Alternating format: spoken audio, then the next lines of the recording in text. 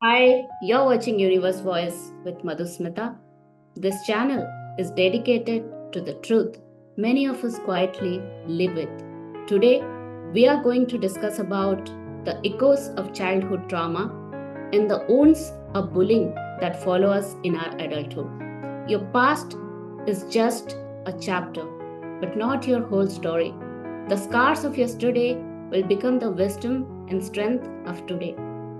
Ladies and gentlemen, let's welcome Mr. Srikandrat, the energy peace healer and the certified NLP coach, to guide us back to our true self and the transformation we can do through calmness, clarity, and confidence. Good morning, Mr. Shrikant. How are you? Good morning. I am fine. What about you? कैसे हैं? Yes, I'm doing great and hope the day over there is very good. It's a stormy day. Today we are going to discuss about this childhood trauma and how it is, adverse effect when we become adult. Hmm. So I have a first question starting with here. How did bullying in childhood shape the way you saw yourself, growing up? Okay, so let us take it in this way. bullying doesn't always mean, it is from an external factor. Mm-hmm. Sometimes the bullying happens from, very close friend of you, very close relatives of you as well. Now, Exactly. bullying का हमारे life में असर क्या पड़ता है, this is very important to understand. Mm-hmm. जब एक छोटा सा बच्चा बढ़ रहा होता है ना, when he is in the growing up stage and we constantly tell that particular child कि ये तुझसे नहीं Mm-hmm. हो पाएगा, या अगर मान लीजिए कोई डार्क कॉम्प्लेक्शन का and we if we are telling कि तुम काले हो, राइट नाउ ये जो सेल्फ इमेज है it remains with the child for a longer period of time. Bullying एक Mm-hmm. चाइल्ड का सेल्फ इमेज तोड़ देता है। Exactly. The trust, the confidence, everything. Yes, and it reoccurs when the child is attaining adulthood. Mm-hmm. It is always said कि आपके body के अंदर जितने भी मतलब बचपन में जो भी बुलिंग हुआ है ना, your body keeps that count and when you attend the childhood it's emerges. तो Mm-hmm. चाइल्डहुड में जो ट्रॉमा जो बुलिंग आपके साथ हुई होगी, आप एडल्ट में एडल्टहुड में वैसे ही बिहेव करेंगे। Exactly. So, this case, like how the family and also, parents should be very stick to it so that it shouldn't happen, the child, and how a child can come out of that. Okay, so see as I told you कि bullying doesn't always mean कि आपको बाहर से कोई बोल रहा है ना।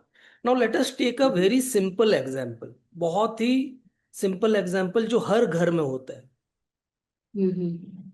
बच्चे जब बड़े होते रहते हैं ना, अगर मान लीजिए वो कोई चीज ट्राई करना चाहते हैं, हम बिना कुछ Mm-hmm. सोचे समझे ये बोल देते हैं तुझसे नहीं हो पाएगा, तू अभी बच्चा है, तू नहीं कर पाएगा। हम तो उस समय बोल दिए, but do you know Mm-hmm. What kind of message it is actually sending to that particular child? It is sending कि Mm-hmm. मेरे से कुछ नहीं हो पाएगा, है ना। This is Mm-hmm. Also a kind of bullying, जो स्टार्ट कहाँ से होता है, Yeah. जो घर से स्टार्ट होता Mm-hmm. है ना। मान लीजिए किसी एक लड़के को उसके पेरेंट्स हर दिन बोल रहे हैं कुछ ना कुछ होते हुए, तुझसे नहीं हो पाएगा, ये तू कर नहीं पाएगा, है ना। अब यही चीज Mm-hmm. जब वो लड़का ये लड़की थोड़ा बड़ा हो जाते हैं, है ना, एंड उनके फ्रेंड्स में से कोई अगर एक बोल दिया ना कि ये तेरे से नहीं हो पाएगा, it will anchor the trigger that was already there, it will trigger the anchor that was already there. क्योंकि उसके घर के लोग भी उससे बोल रहे हैं, उसके मम्मी पापा भी उससे बोल रहे हैं कि तेरे से कुछ नहीं हो पाएगा। और जब कोई Exactly. फ्रेंड बोल देता है तेरे से कुछ नहीं हो पाएगा, now the self esteem of that child is shattered, वो खत्म हो चुका Complete. है ना। So वो यू नो, अपने a child's first bully, it is said that a child's first bully always starts Mm, from home, not from the school. yeah. And did a family play a very vital role bullying a child? And how does our toxic family members and toxic parents has a vital role to traumatize child? See, uh, parents play a vital role when the child is growing up, right? Because parents उस समय हैं क्या? उस बच्चे का पूरा दुनिया है पेरेंट्स, है ना? उस बच्चे के लिए उस समय और कुछ मायने नहीं रखता है। उस बच्चे के लिए उसके आइडल हैं उसके पापा, और उसकी दुनिया है उसकी माँ। लेकिन कभी कभी ऐसा देखा गया है बहुत सारे फैमिलीज में, जहां मान लीजिए पति पत्नी में रिश्ता ठीक नहीं है या घर का माहौल ठीक नहीं है, इसका खामियाजा उस बच्चे को भुगतना पड़ता है, right? Hmm. Now what happens, say for example, if the parents are not in a very cohesive relationship, neither Hmm. there is a conducive environment in the family, right? अब Hmm. इसका असर बच्चे पे कैसे पड़ेगा? हम क्या सोचते हैं ना कि बच्चे को बुली करने का मतलब सिर्फ उसको बोलना नहीं होता है। जब हम Hmm. ट्रॉमा का बात करते हैं, trauma doesn't always mean that we are directly bullying the child. Even when the child is in the growing up stage, और एज अ पेरेंट्स हम अगर उनके सामने लड़ते भी हैं ना आपस में, ये उस Hmm. बच्चे के लिए एक ट्रॉमा होता है। ये बच्चा Exactly. ये देख के बड़ा होता है कि मेरे माँ बाप तो हमेशा लड़ रहे हैं। मतलब अगर मान लीजिए एक बच्चा यही देख के बड़ा हो रहा है कि उसके पेरेंट्स के बीच में हमेशा झगड़ा होता है, डू यू थिंक दैट जब वो बच्चा बड़ा होगा वो एक अच्छा मतलब पेरेंट्स बन पाए, एक हस्बैंड बन पाएगा या एक वाइफ बन पाएगी? बहुत rare first chances. First of all तो वो एक अच्छा इंसान नहीं बन पाएगा, कहीं ना कहीं उसका मन में एक डर क्रिएट करेगा। डर तो रहेगा, है ना? हम्म हमेशा एक डर और वो रहेगा। उसके उसके हिसाब से हस्बैंड वाइफ का रिलेशन मतलब झगड़ा। झगड़ा। या तो वो शादी दैट्स नहीं करना चाहेगा, या अगर करेगा तो बहुत ज्यादा चांसेस है कि उसका भी रिश्ता अपने पार्टनर के साथ उतना कोहेसिव ना हो। So exactly. This is the kind of effect a environment from the family puts in the child's mind.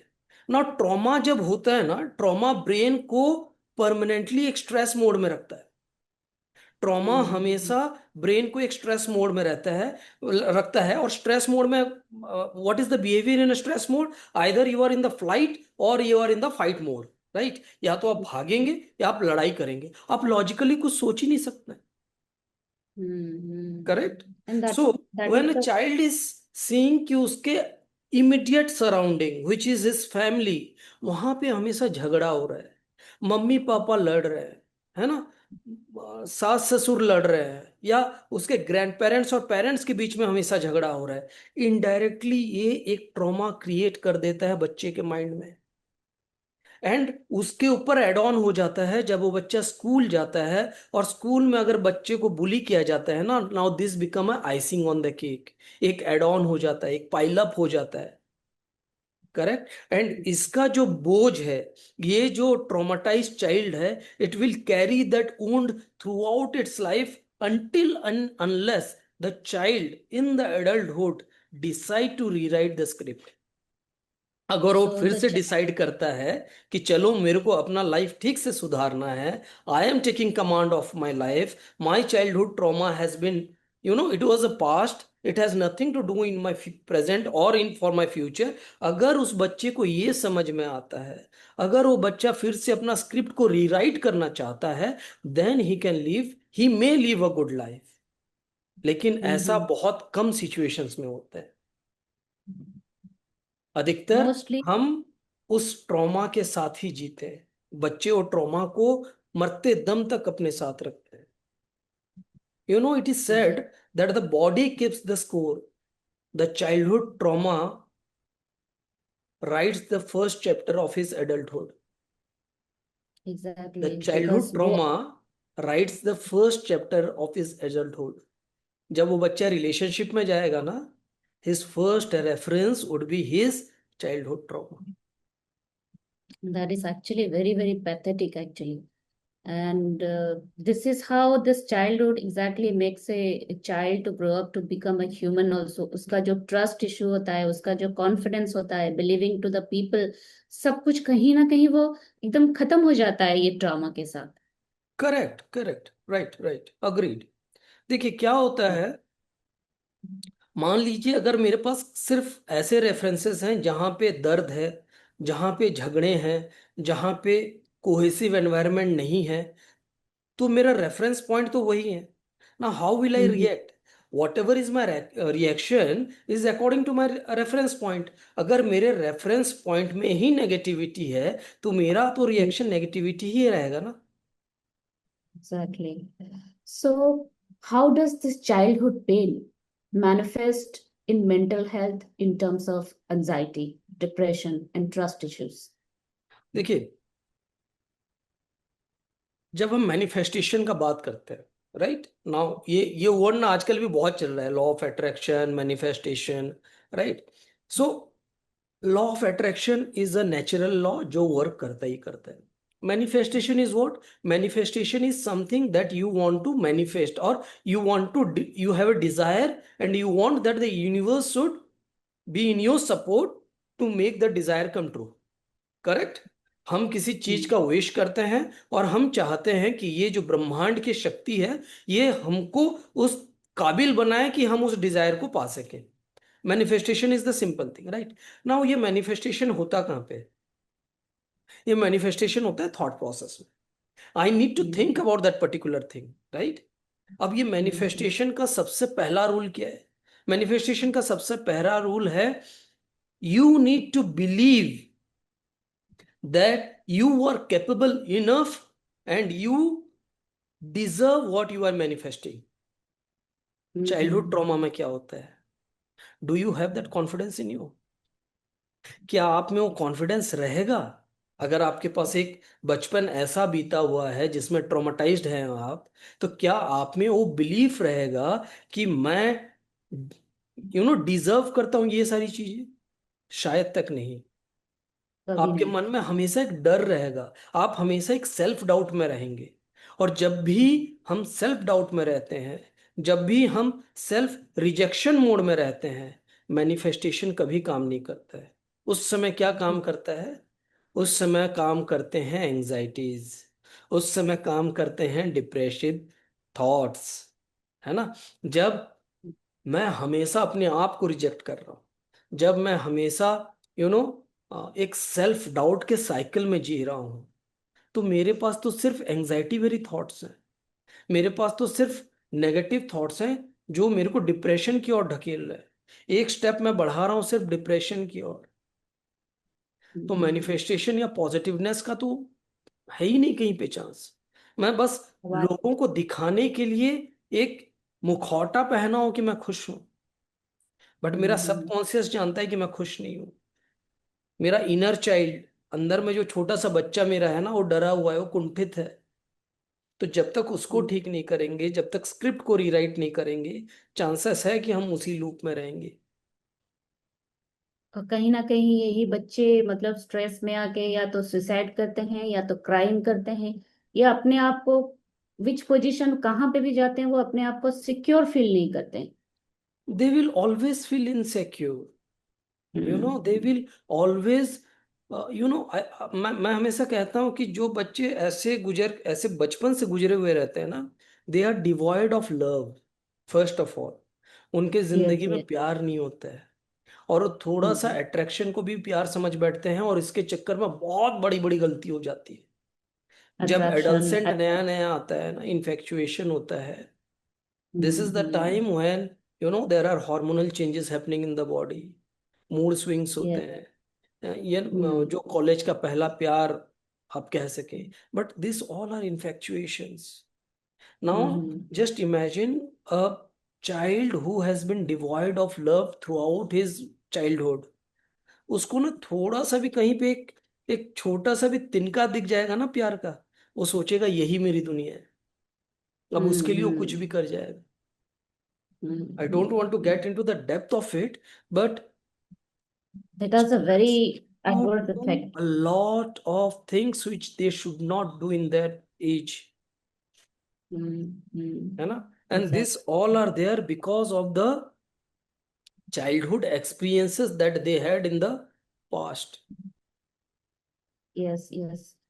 And what we observe, the fact says so many houses our mom does more physical abuse comparatively to dad. So what do you say about this? सी देखिए, माता पिता और बच्चे का रिश्ता ना एक एक एक ऐसा रिश्ता है जो हम चूज नहीं करते हैं, ठीक है। Hmm. ये वो रिश्ता है जो ऊपर वाला बना के देता है। When a mom Hmm. conceive a child, right, Hmm. in a conscious state कि मुझे माँ बनना है और मुझे एक नई जीवन को जीवन दान देना है। This is the Hmm. conscious feeling a mother has when she conceive a child, right? Hmm. Now the challenge is जब बच्चा बड़ा होने लगता है और उस माँ को भी अगर घर में ऐसा सपोर्ट ना मिला हो, so she becomes toxic. There are Toxic. Chances, बहुत ज्यादा, इसको हम टॉक्सिक पेरेंटिंग पेरेंटिंग कहते हैं, ठीक है ना। अब Hmm. टॉक्सिक पेरेंटिंग होती क्या है, जहाँ पे जो पेरेंट्स हैं, आइदर मॉम और dad, they are not in a good relationship either with each other, and that is the reason they are not able to, you know, give a positive parenting to the child itself. Now the question is whether mom या mother जो बातें कहती हैं, जिस तरीके से मान लीजिए बुली करती हैं, क्या उसका जो असर है बच्चे पे ज्यादा होता है as compare to father. So let us understand is in this way, either of the parents when they hurt, बच्चे को दोनों से हर्ट होता है, whether it is Hmm. Father or whether it is mother, right. Hmm. But always remember, a child is much more, inclined towards his mother, be it be a Yeah. son or a daughter, but they have a, Hmm. a inclination toward the mothers, right? So Hmm. हम ऐसे एक line में अगर मैं आपको कहूं तो ये हो सकता है कि एक पिताजी का जो घाव है ना, वो बस एक घाव बन जाएगा, पिताजी की बातें एक घाव बन के रह जाएंगी। लेकिन अगर Hmm. मम्मी ने कुछ ऐसा कह दिया ना, वो उस बच्चे को अंदर से तोड़ देती है। उस Hmm. बच्चे को, मतलब ऐसे कहूं तो बच्चे का कमर टूट जाता है अगर उसकी माँ उसके सपोर्ट सिस्टम ना रहे तो। और ये जो एक बार के टॉक्सिसिटी लिए एक बच्चा अपने पिताजी का एब्सेंस को सहन कर सकता है, हम्म माँ का एब्सेंस या माँ का कहा हुआ, यू नो कड़वाहट भरी बातें उस बच्चे को अंदर से तोड़ देती है। उसका कॉन्फिडेंस, सेल्फ इमेज, सेल्फ एस्टिमेज, खत्म है। अब उस बच्चे में कुछ रहा नहीं। So that means when a mom behave toxically to the child, so kahi na kahi, is this the effect of not having a good spouse relationship that shows in the child? Because whatever the toxic feeling she has, the frustration she has, everything come upon the child.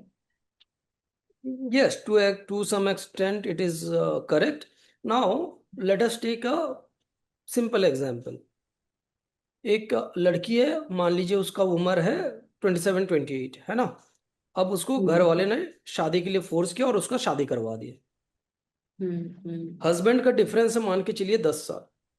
Husband का as कितना हो रहा है, चलिए 5 साल भी पकड़ते हैं, है ना। हम्म The girl or the lady is of 27, for example, and the spouse is of 32 years, correct। 5 साल का गैप है। अब अगर ये जो बच्ची, मतलब जो लेडी है, इसका मन नहीं था शादी करने का, लेकिन घर वालों ने जबरदस्ती करके शादी करवा दिया है, that means something has been done against her wishes, right, Forcefully. Forcefully. So initial कुछ साल तक तो चलो मियाँ बीवी बहुत अच्छे हैं, हस्बैंड वाइफ का रिलेशन बहुत अच्छा है, पार्टनरशिप बहुत अच्छा है, but deep down when ever the girl will feel like, you know expressing herself, जो पास्ट की रेफरेंस पॉइंट है वो सामने आएगा। नाउ ये जो फ्रस्ट्रेशन उसके अंदर है, अपने पति पे निकाल नहीं सकती, क्योंकि पति, हमारे समाज में पति का दर्जा बहुत ऊपर होता है, रेस्पेक्टफुल है होता है, राइट, उस पे नहीं निकाल सकती है, इन लॉस पे नहीं निकाल सकती है, निकालेगी किस पे? एक बच्चा जिसको वो अपना समझती है। प्रॉब्लम इज यहाँ पे माताएं, मतलब this toxic motherhood becomes the toxic motherhood is the result because the mother thinks that this is my property. और बच्चे को हाँ। बच्चे जैसे नहीं देखती है, वो सोचती है दिस इज माय प्रॉपर्टी, मैं इसके साथ कुछ भी करूं, मैंने जन्म दिया है ना। अब इतने सारे जो फ्रस्ट्रेशन उसके मन में थे, इतने दिन से, इतने सालों से दबा के रखी थी, ना माँ बाप को कुछ बोल पाया, ना भाई बहन को कुछ बोल पाया, ना पति को कुछ बोल पाया, ना सास ससुर को कुछ बोल पाया, वो निकलेगा किस पे? उस छोटे से अभी। नन्हे से बच्चे के ऊपर। और इसी चक्कर में वही मदर ये भूल जाती है कि इस बच्चे का फ्यूचर क्या होगा। उसको उस समय कुछ नहीं दिखता है, उसको उस समय दिखता है कि मुझे मेरा प्रॉपर्टी मिल गया है, इसके ऊपर मैं सब कुछ उतार सकती हूँ, सारा फ्रस्ट्रेशन इसी पे उतार। और ये आम बात हो चुकी है, बहुत सारे घरों में ऐसे देखने को मिलती है कि जो भी फ्रस्ट्रेशन है, मान लीजिए हस्बैंड वाइफ में लड़ाई हुआ, बच्चे को पनिशमेंट मिल गया, बच्चे का लड़ाई हुआ तो बच्चे को तो पनिशमेंट मिलना ही मिलना है। खुद कुछ फ्रस्ट्रेशन में है, उसको भी बच्चे पे उतार दिया, तो ले दे के ये बच्चा मतलब ऐसे पॉइंट पे आ जाता है ना, when he is at the receiving end, कुछ भी करे बच्चे को पनिशमेंट मिलना ही मिलना है। He thinks that I'm always wrong. अब देखिए, अब ये बच्चा क्या करेगा जब वो बच्चा को पता है कि एक्स एक्स काम होगा तो भी मैं मार खाऊंगा, वाई काम होगा तो भी मैं मार खाऊंगा। Now he becomes a rebel. जब मार ही Hmm. खाना है तो क्यों ना कुछ करके काम करे। So that leads to a rebellious kid, ending up. That will lead to a, that may lead to a rebellious kid, जो किसी का बात ना माने। और बहुत ज्यादा हाई चांसेस हैं जब ये बच्चा बड़ा होगा, he will treat his parents in the same way. He might see, now there are two things. He may treat his parents in the same way, or he or she may not have contact with her parents in the later stage of their life, and he or she might become a very good parents of their child. That is also a perspective. क्योंकि उसको लगता है मैं इतना सहन करके गुजरा हूं या गुजरी हूं, तो मेरे साथ जिनका है ना उसके साथ मैं फॉर्मल रिलेशनशिप रखूंगा। तो ये जो बच्चा है ना, अपने माता पिता के साथ एक फॉर्मल रिलेशनशिप मेंटेन कर सकता है, लेकिन अगर वो खुद पेरेंटहुड में आ गया ना, ही और she might become one of the best parents. That perspective is also there. Yes, yes, yes. So otherwise it will affect the child. Yes, definitely. How does our society, community, the school environment, and also our family fail to protect a child from, trauma, bullying, and abuse? आपको एक example देता हूँ, let us understand in this way. Now there is a child in the school, right? मान लीजिए उसको बुली किया जाता है, बुली इन द सेंस, मान लीजिए उन एक एक बच्चा है थोड़ा कमजोर सा, बाकी बच्चे मिलकर ना उसको पुश कर देते हैं, ऐसे ठेल देते हैं, स्कूल में नॉर्मल सा Hmm. बात है। अब वो जाके टीचर को कंप्लेन करता है ना, कि दे आर पुशिंग में। टीचर क्या करती है most of the cases?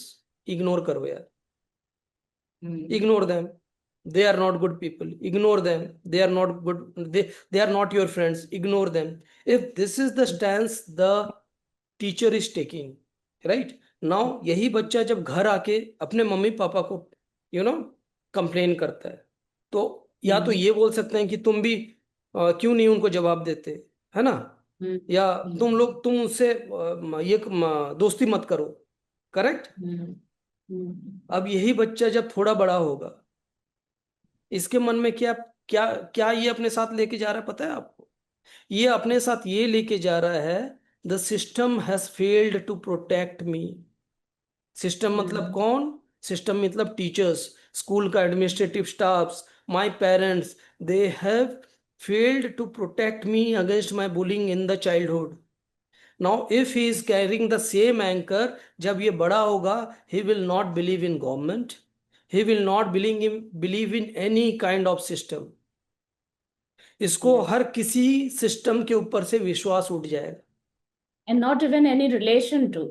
No relationship, because अगर ये बच्चा अपने भाई बहन को जाके बोला है और उन्होंने भी कोई एक्शन नहीं लिया है वहां पे, he will मतलब उसका भरोसा भरोसा ही उठ जाएगा किसी भी टाइप ऑफ रिलेशनशिप से। छोटी सी बात है, बात क्या थी, बच्चा स्कूल जाता है, स्कूल में बच्चे उसको धकेल देते हैं, वो जाके कंप्लेन करता है, इतना ही है ना। लेकिन उसका हम्म रिएक्शन क्या हुआ? टीचर बोली इग्नोर करो, पेरेंट्स बोले उसके साथ दोस्ती मत करो, है ना। हम्म अगर हम्म बड़ा भाई बहन है तो बोले कि तुम अपने काम पे ध्यान दो। अब यही चीज उसके मन में क्या बैठ गया? The system has failed to protect me, the relationship is of no use, when I am in trouble no one is coming to help me. Correct. Hmm अब ये हम्म कैसे, कैसे ही, अब ये एंकर इसको ये रिप्रेजेंट कैसे करेगा बाद में? ये जब बड़ा हम्म होगा ना, ये किसी पे विश्वास करेगा ही नहीं, इसको हमेशा ट्रस्ट इशू होगा।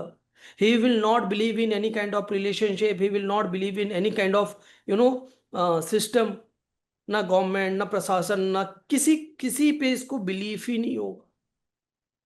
शुरू और कहाँ बहुत पे हुआ जगह था? तो शुरू हुआ था बहुत स्कूल जगह में, है ना, और हमने बहुत क्या उसका लाइफ का स्क्रिप्ट लिख दिया।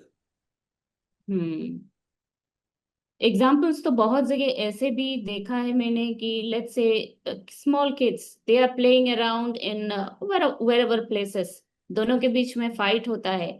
तो उसमें से एक पेरेंट क्या होता है कि जो बच्चा मारता है उसको खींच के लाके दो थप्पड़ लगाता है, उसका चाहे वो मॉम हो, फादर हो, कोई भी हो। And after that that father और मदर दे से प्राउडली, मैंने अपने बच्चे को जोर से दो थप्पड़ लगा के उसको समझा दिया। So how does it actually work? एक बच्चे को आप ट्रामाटाइज से निकालने के लिए, उसको एक सेंस ऑफ ह्यूमर देने के लिए आप उसको सिखा भी कैसे रहे हो दो थप्पड़ मार के? Is that the way to teach your people to not doing crime again, और not doing violence again, doing yourself in violence? See, here the thing is like, first we need to understand the intensity of that particular situation. अगर छोटा सा नोक झोंक है, छोटा सा लड़ाई झगड़ा है ना, उसमें एक्सट्रीम स्टेप लेने का कोई जरूरत नहीं है। But hmm as a parent, most of the parents क्या करते हैं, जो जो पॉजिटिव पेरेंटिंग जानते हैं, ठीक है ना, जिनके पास अवेयरनेस है पॉजिटिव पेरेंटिंग का, consciously unconsciously, they will take a different approach. But most of the cases में यही होता है जो आपने कहा, खींच के लाए, दो थप्पड़ लगा। थप्पड़ लगा दिए। राइट। और उसको प्राउडली बोलते भी हैं पेरेंट्स कि हमने उसको सिखा दिया, मतलब एक नाउ वायलेंस को आप नाउ स्टॉप मान करने के लिए एक वायलेंस को आप दूसरा वायलेंस कर रहे हो। नाउ मान लीजिए आपने उनको थप्पड़ मार भी दिया, right, but did you try to pacify afterwards? क्या बैठ के फिर से उनको समझने का कोशिश किया? क्या बैठ के एज अ पेरेंट्स आपने उनको सॉरी बोला कि भाई उस समय मेरे से, मतलब गुस्से में थप्पड़ लग गया था, but this is not the way you should behave. We don't do that. Rather parents क्या करते हैं ना, उल्टा बोलते हैं कि आज उससे झगड़ा कर रहा था मैं उसको मार दिया। That is not the right approach. Hmm right. Hmm So, what message you just want to give everyone when you go back to your younger self see, so that when you can help? I go back to my younger self, या मैं उन सारे parents को ये एक message देना चाहता हूँ कि आप पहले ना इंटेंसिटी को देखिए, किसी भी चीज का इंटेंसिटी को देखिए। ये नहीं कि बार हर छोटी छोटी बातों पे यू नो हम इरिटेट हो रहे हैं। दूसरा, घर का माहौल हमेशा कंड्यूसिव होना चाहिए, घर का माहौल हमेशा कोहेसिव होना चाहिए। Don't think that the child is not learning anything by seeing you. आपके हम्म बीच का कोल्ड वॉर भी बच्चे को पता चलता है। हमेशा हम्म चिल्लाना जरूरी नहीं है। So hmm at least in front of your child, live a good life, live a lovable life, and give as much love as you want to give. Hmm This is the only message that I would say. I am not saying कि आप मारो मत, I am not saying कि आप punish मत करो, but first assess the intensity, then you decide hmm what kind of punishment it should be. ये नहीं कि हम गुस्से में आए और दो थप्पड़ लगा दिए and then we are repenting, then we are in a guilt mode कि क्यों मारा। Yes, yes, So we should not be reactive, rather we should be calculative and then we should take an action. exactly. Because Okay. it's so many places it has been charted that we do not need to teach our child, because children are very much good in following the footsteps whoever elders are at home.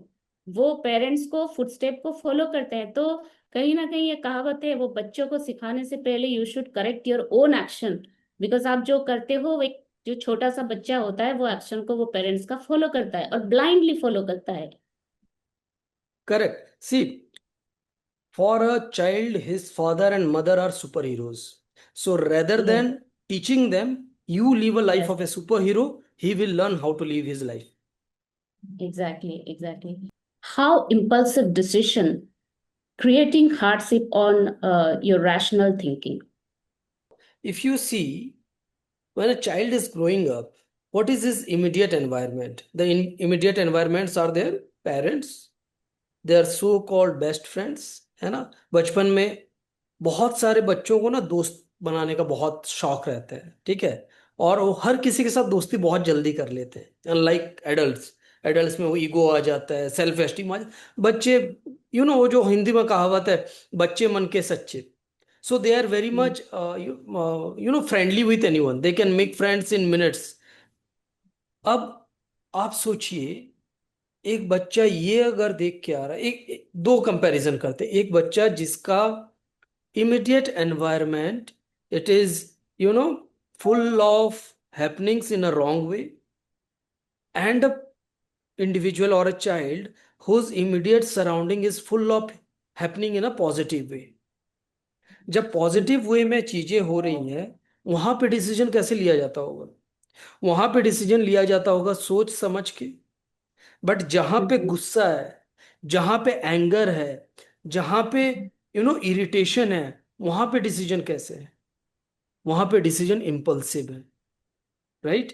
Now, a child who is surrounded, who has been surrounded by so many negative things, जहां पे impulsive decision making ही चल रही है, उसके जहन में क्या आएगा? उसके उसके थॉट प्रोसेस में ये इम्बाइब हो जाएगा, ये इंटीग्रेट हो जाएगा कि this is the way a decision has to be made, and there are chances that particular child will take impulsive decisions only।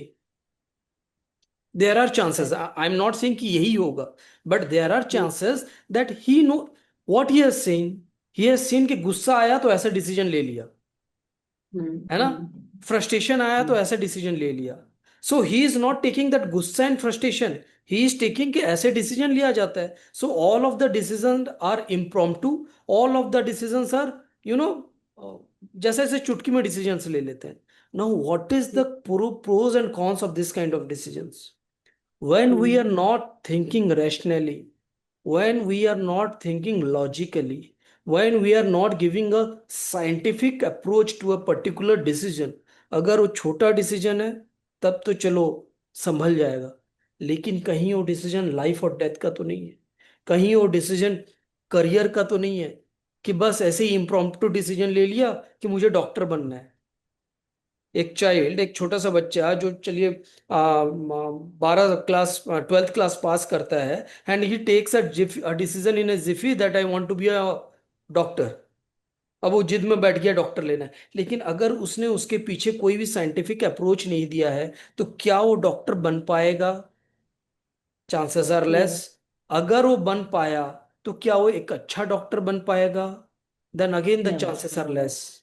Right? So impromptu decisions, या डिसीजंस जो बिना सोचे समझे लिए जाते हैं, छोटा है तो समझ में आता है, उसका भरपाई हो सकता है, करियर से रिलेटेड, मनी से रिलेटेड, हेल्थ से रिलेटेड। अगर डिसीजंस बच्चा झटके में ले रहा है, अगर डिसीजन बच्चा इम्प्रॉम्प्टू ले रहा है, and his reference point are something which was not good when he was a child, then there are very high chances कि उसका वो डिसीजंस रॉन्ग वे में जाके इम्पैक्ट करेगा। Always parental misunderstanding and unhappiness leads to a child's trauma. So, what you suggest in this? देखिए, जैसे मैं पहले भी बोल चुका हूँ, बहुत सारे कपल्स में ये होता है ना, उनका समझ ये है कि हम लड़ाई तो नहीं कर रहे ना बच्चों के सामने। आप लड़ाई नहीं कर रहे हो, कहने का मतलब है आप गाली गलौज नहीं कर रहे हो, आप मारपीट नहीं कर रहे हो, लेकिन अगर आपका बॉन्डिंग सही नहीं है, बच्चे को समझ में आता है, अगर कोल्ड वॉर भी चल रहा है, बच्चे को समझ में आता है। बच्चा ये देखता है कि जब पापा ऑफिस से आते हैं तो मम्मी एक कप चाय तक नहीं पूछती है, मम्मी अपने रूम में चले जाती है, पापा अपने रूम में चले जाते हैं। ये बच्चा ऑब्जर्व करता है। Remember, when a child is growing up, how does he learn things? He learn by observing, hmm. Right? उसको गर्म क्या ठंडा क्या पता नहीं रहता है ना, वो तो कुछ भी बर्तन रहेगा उसको जाके छू लेता है। जब छूता है then he observe, then he feels this is hot, this is cold, right? So we observe things and as a child when, आप इसको ऐसे समझिए, एक छोटा सा बच्चा, एक नन्हा बालक है ना, वो ग्रोथ स्टेज में, his CPU is entirely brand new, उसमें कुछ भी अभी तक नहीं गया है। क्या जाएगा, क्या सिग्नल्स जाएंगे, जो चीज वो देखेगा, जो चीज वो ऑब्जर्व करेगा। Now if he is observing that my parents are not happy, hmm. भले ही वो बच्चा 2 साल का है, but if he is observing that my parents are not happy, there is not a cohesive relationship, हमेशा घर में एक तनाव रहता है, don't you think that it will impact the mind of that particular child? क्या डेफिनेटली। उसके जीवन में, क्या उसके अंतकरण में ये बातें नहीं बैठ जाएंगी कि मम्मी पापा तो हमेशा ऐसे ही रहते हैं, that means all mummy papa sir हम हमेशा ऐसे रहते हैं। उसका तो रेफरेंस पॉइंट ये आ गया ना कि मम्मी पापा ऐसे रहते हैं।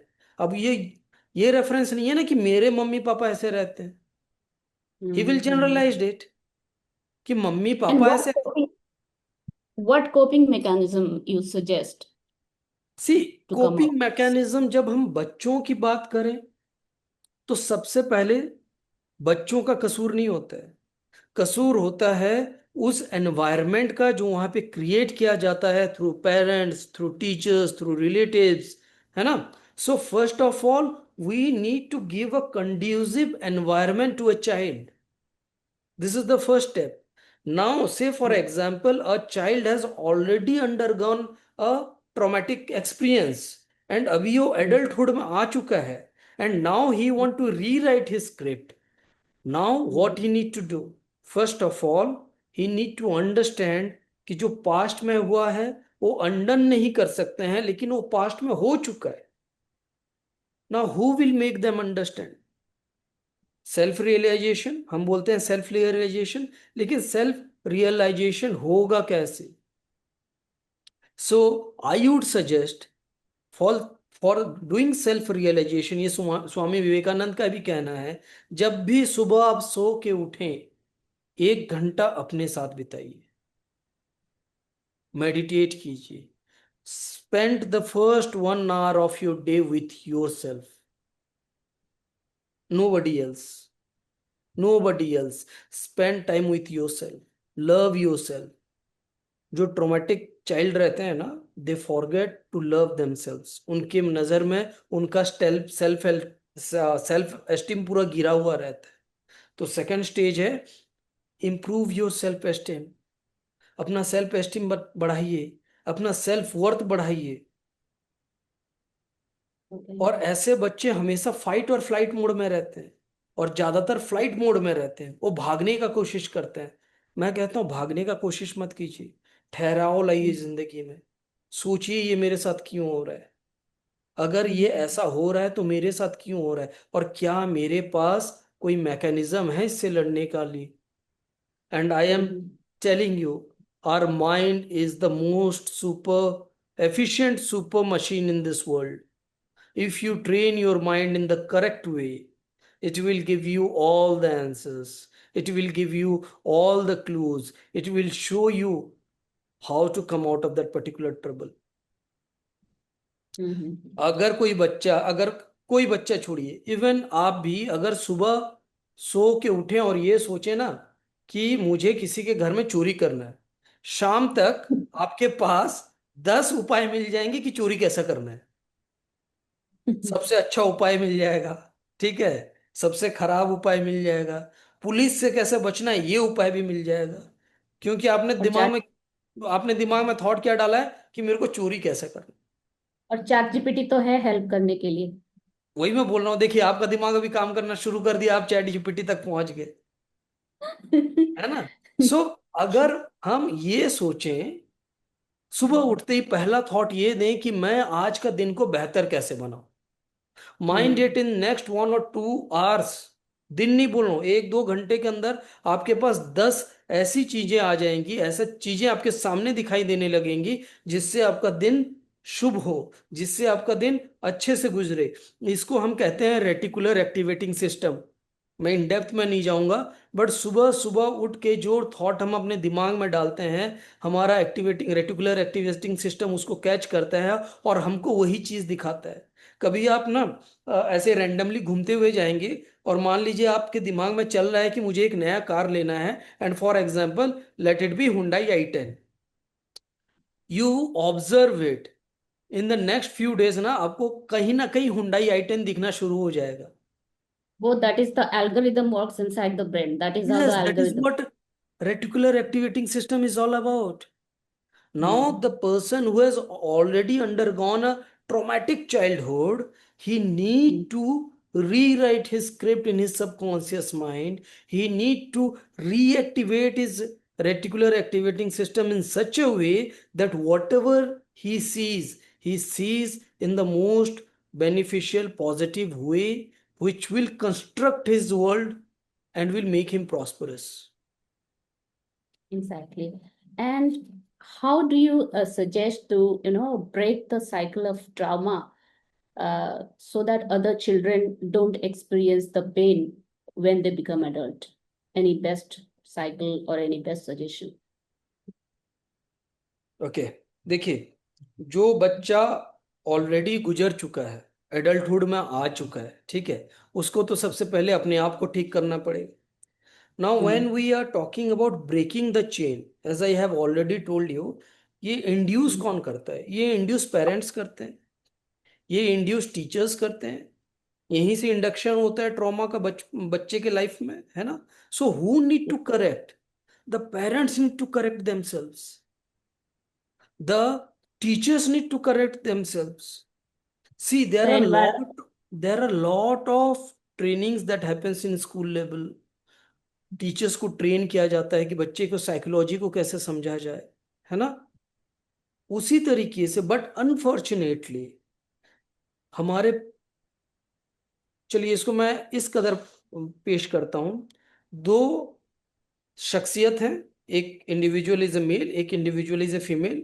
उन्होंने शादी किया, बच्चा हो गया, है ना? शादी किया, after the process there is a child. He doesn't know कि इसने शादी क्यों किया, शी डजंट नो कि इसने शादी क्यों किया। दे बोथ डोंट नो कि बच्चा क्यों हुआ। बच्चा हुआ, that is Hmm. Okay, but ये बच्चा किस लिए हुआ? मोस्ट ऑफ द केसेस में अगर आप कोई पेरेंट्स को पूछेंगे ना कि आप पेरेंटहुड में क्यों आए, and why did you give birth to a child, answer क्या आएगा पता है? दादा दादी Hmm. बोले थे, घर वालों का प्रेशर था। क्यों? ये बच्चा खिलौना है, दादा दादी के हाथ में आप दे रहे हो, क्या वो बच्चा खिलौना है? घर वालों का प्रेशर था, क्या ये टारगेट है पूरा करने के लिए? और were you consciously took a decision to give birth to a new life। अगर ये Hmm. कॉन्शियस डिसीजन नहीं है, then make it a conscious decision. अब तो हो गया ना। Now we need to understand, as a parent we need to undergo training. लेकिन हमको क्या लगता है ना, हम सब जानते हैं, हम सब नहीं जानते हैं।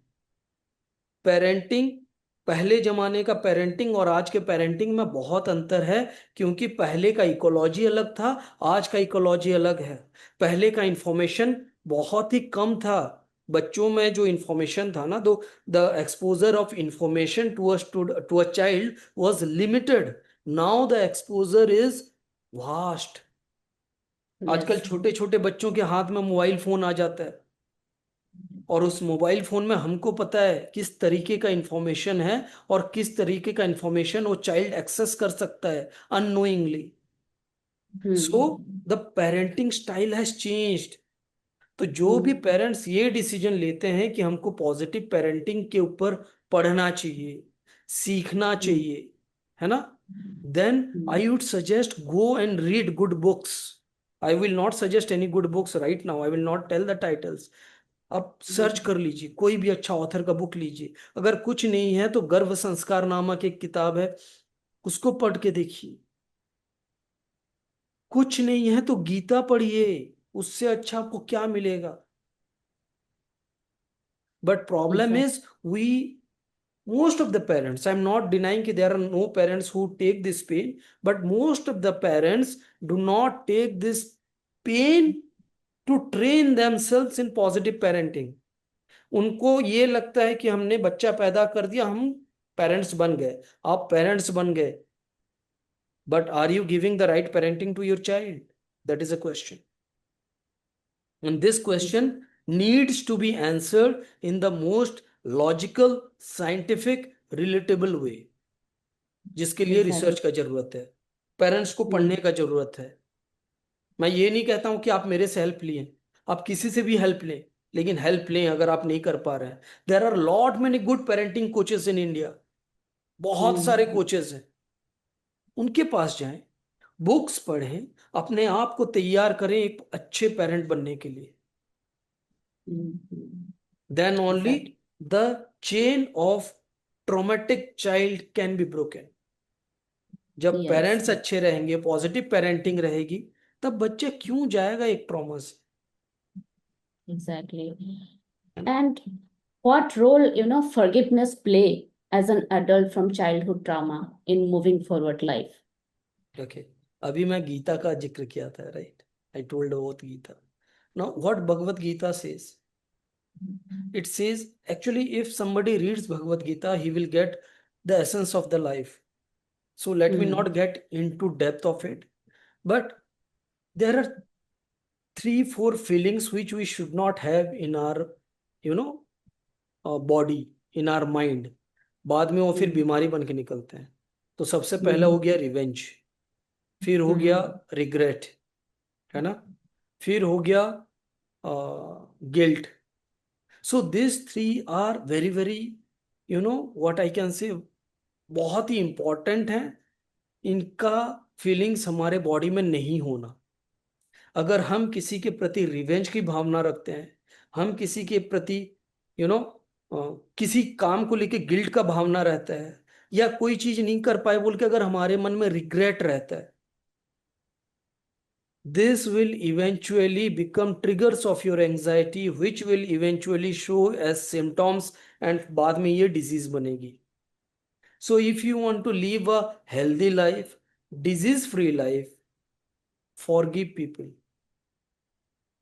And the same That's is right. also, applicable for traumatic childhood as well। जो हो Hmm. गया वो हो गया। अब Hmm. मान लीजिए आपके साथ कुछ एब्यूज, किसी भी एक बच्चे के साथ कोई एब्यूज हुआ है बचपन में, है ना? क्या Hmm. उस एब्यूज को हम अनडन कर सकते हैं? नहीं कर सकते। लेकिन उस Hmm. बच्चे के मन में अगर वो एब्यूज करने वाला व्यक्ति के प्रति रिवेंज रह गया, तो जब तक वो उससे रिवेंज नहीं लेगा उसका मन शांत नहीं होगा। अब ये रिवेंज के चक्कर में होगा क्या, वो हमेशा अशांत रहेगा, हमेशा एंजाइटी में रहेगा, हमेशा एंक्सियस रहेगा। So will he be Hmm. Able to enjoy his rest of the life? Never, no. never actually. But it is very easy to say forgive, उतना जल्दी नहीं होता है। So we need to practise it. Hmm. अगर हमारे साथ कुछ गलत हुआ है, हमारा कंडीशनिंग ऐसा हुआ है कि हम उसको फॉरगिव इतना जल्दी नहीं कर सकते हैं, और कभी कभी तो फॉरगिव नहीं भी करना चाहिए, to be very honest. But उस फॉरगिव नहीं करने के बाद उसके प्रति ना रिवेंज का एटीट्यूड मत रखो। फॉरगिव मत करो, चलो ठीक है, लेकिन रिवेंज का एटीट्यूड मत रखो। You can Yes. remember that particular phase as one of the most, unwanted phase of your life and remove it. You need Yes. not to Just forgive, you but can be. get out of Hmm. that zone, Hmm. right? Now, this is a new disease which is childs are facing morely into psychoneuroimmunology, that Mm-hmm. is mainly considering in childs due to this trauma, this bullying effect कहीं ना कहीं ये उनके दिमाग में घर करता है, and this disease is so called research said psychoneuroimmunology. Mm-hmm. So it is creating so much of chronic diseases in childs. So Correct. what you suggest in this, that this because इसमें क्या होता है, a child psychology a child's neurology, both work together and it affects the immune system as well. और तीनों को तीन affect होता है. And it make a chronic disease like autism, like pneumonia, and so many other things. So what you suggest to, prevent this?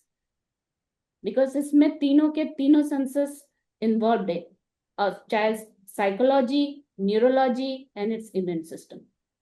See, let me explain you in this way. The growing phase of a child is the most nascent phase, right? इसमें वो क्या करता है, हर चीज को absorb करता है, correct?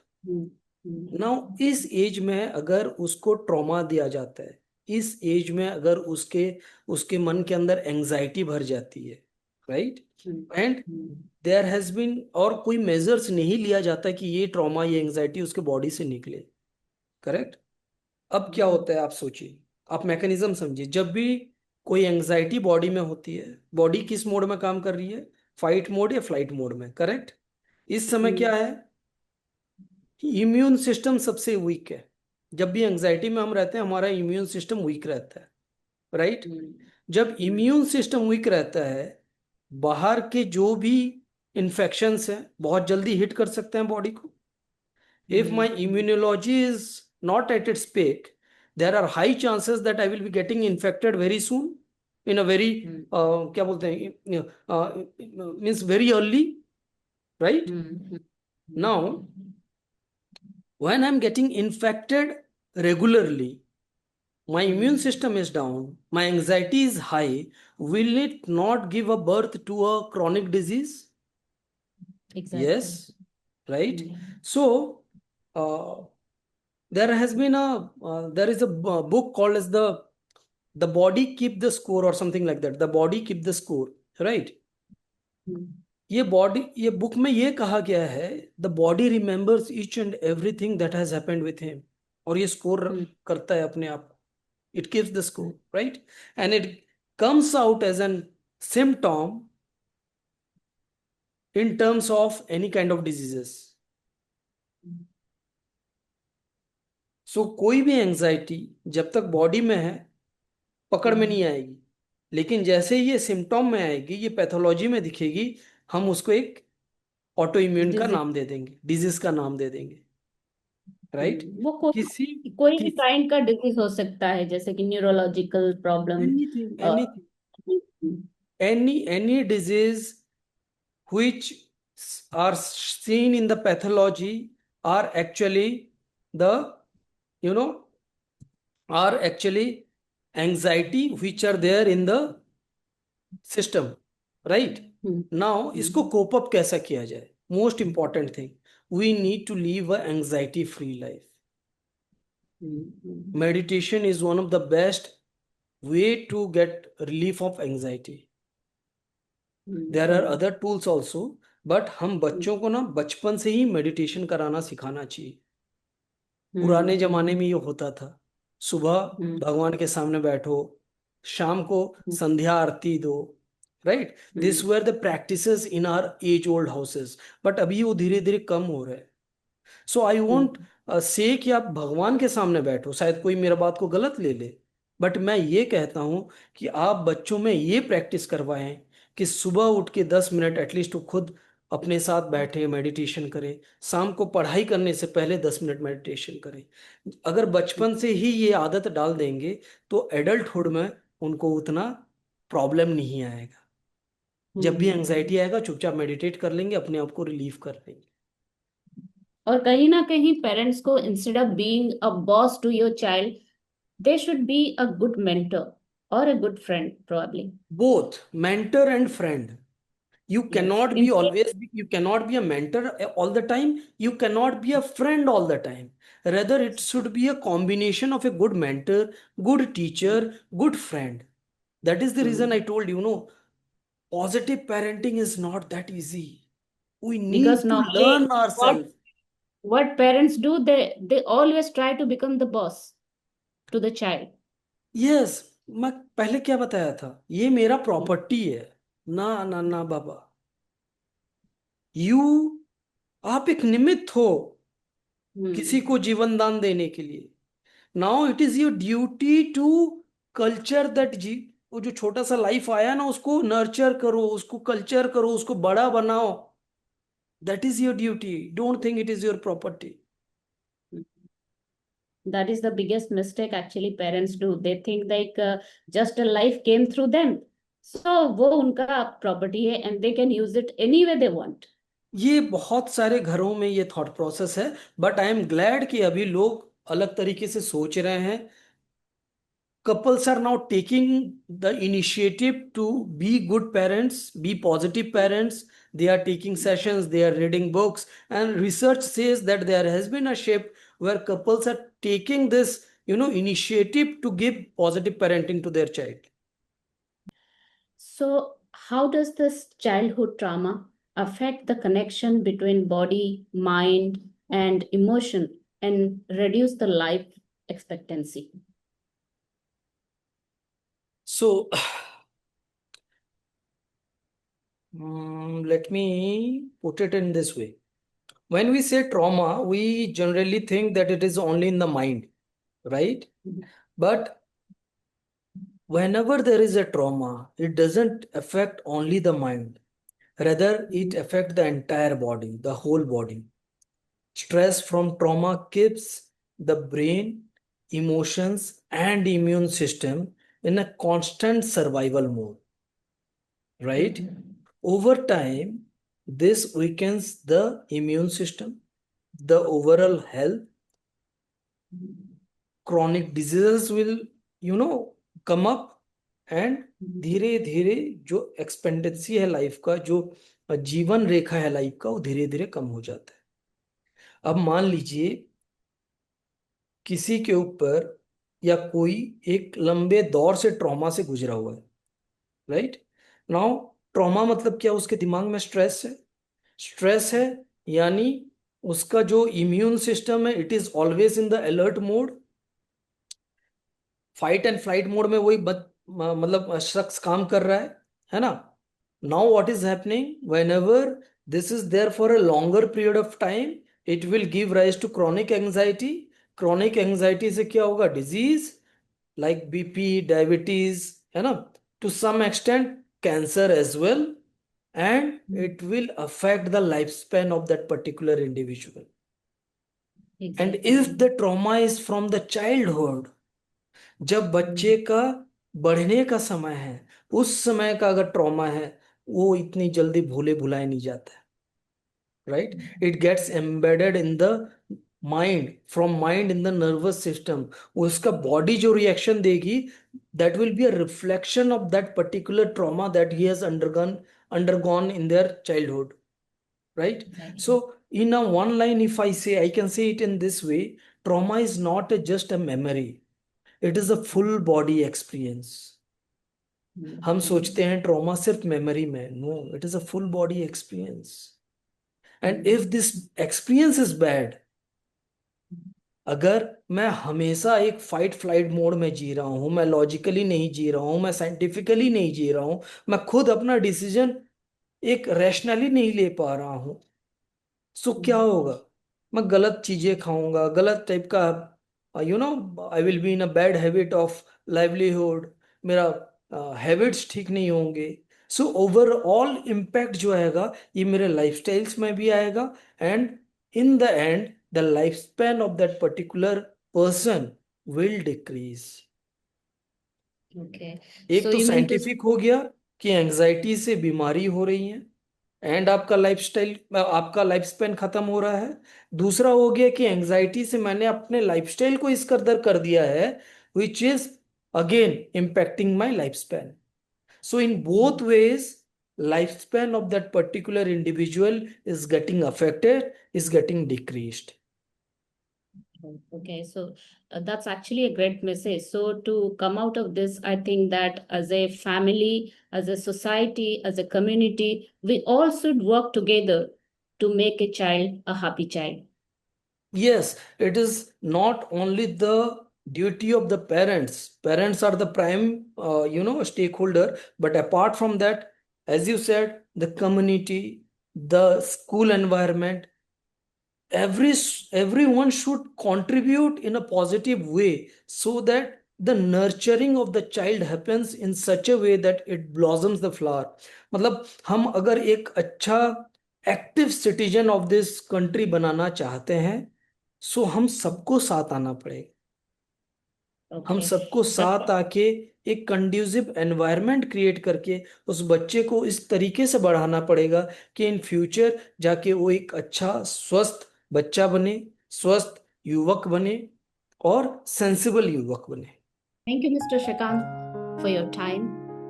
I love to share more on your experiences. You have added a media literacy, which is really helpful for everyone, and also the education you spread. Ladies and gentlemen, love to know what you learned from this episode. Please share your guest recommendation to Universe Voice in the comment below. We will back soon with the epic episode. Till then, I'm Madhusmita with team, waiting to see you again.